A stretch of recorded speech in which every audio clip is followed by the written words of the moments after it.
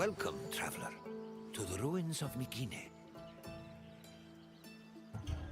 It is humbling to stand in the remnants of such a great civilization.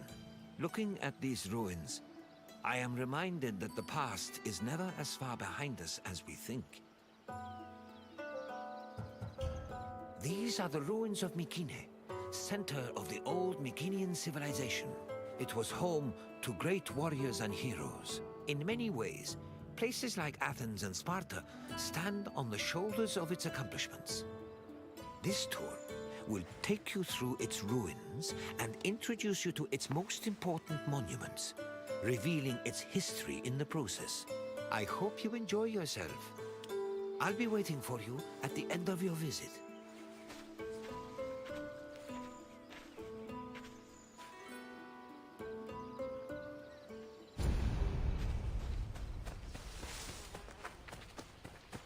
The Mycenaean civilization flourished in the Late Bronze Age between 1600 and 1200 BCE.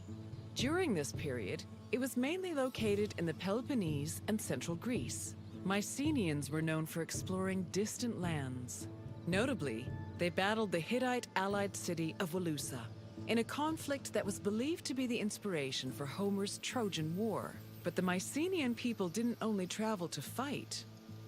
They learned much from their neighbors, the Minoans of Crete, such as how to write syllabic script on clay tablets. Such tablets provide evidence that Mycenaeans spoke an early form of Greek. They also tell of how great Mycenaean kings ruled over their warriors from opulent palaces in places like Mycenae, Thebes, and Knossos.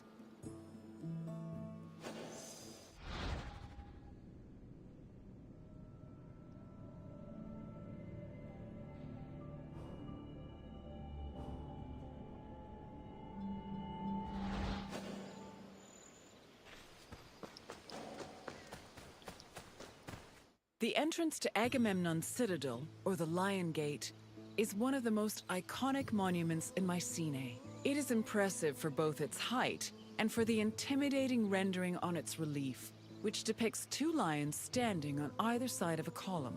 Unfortunately, the lions' heads, which were presumably made of a precious metal or higher quality stone, have been lost to time. The gate was most likely meant to greet a triumphant king returning home from successful military campaigns and to awe foreign visitors.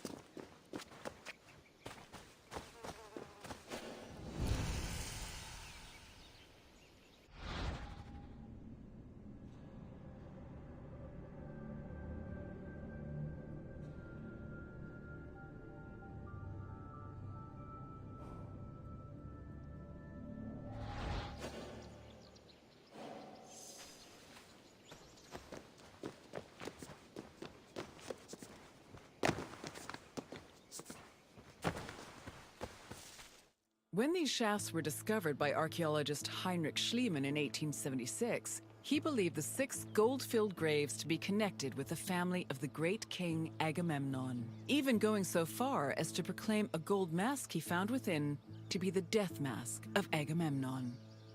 However, this was refuted by later excavations, which showed that the 19 bodies buried in the shafts dated back to a few hundred years before Agamemnon was even born. In fact, at the time of the body's burial, the Lion Gate and the citadel walls had not even been built yet. It's estimated that the people in the graves were members of the first Mycenaean dynasty. The graves later became a place of worship for Mycenaean kings, who raised walls to protect them. These walls helped preserve several incredible artifacts, including women's jewelry, death masks, and masterfully crafted weapons.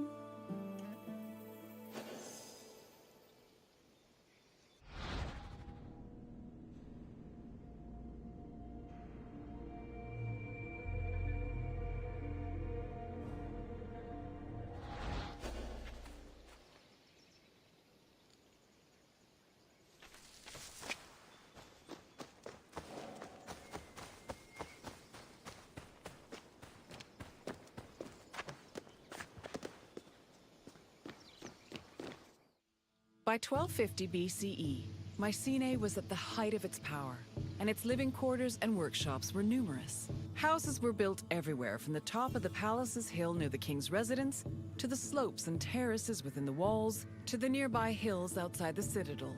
At one point, the citadel's walls even had to be enlarged to make room for more quarters. The people who lived inside the citadel were those with high status in either the military, religious, or administrative sectors of the kingdom. This is reflected by the ceramic and metal vessels inside the houses, as well as their painted plastered walls.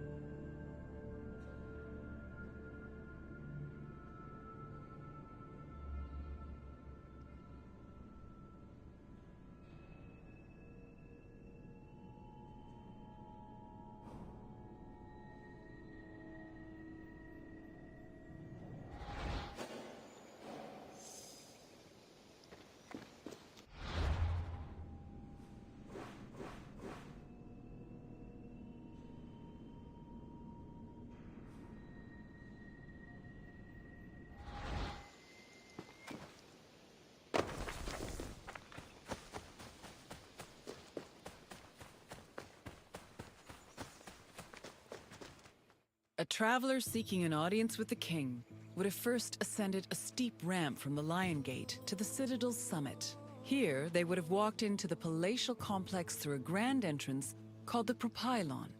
Once inside, their gaze would immediately be drawn to the palace's main hall, a monumental area known as the Megaron. The vividly decorated Megaron, which glittered with precious objects and colorful frescoes in its heyday, was where the king would have received the traveler. If the king was feeling generous, he would have shared with the visitor the palace's most marvelous feature, its commanding and majestic view, which stretched from the plain of Argolis to the gleaming Aegean Sea.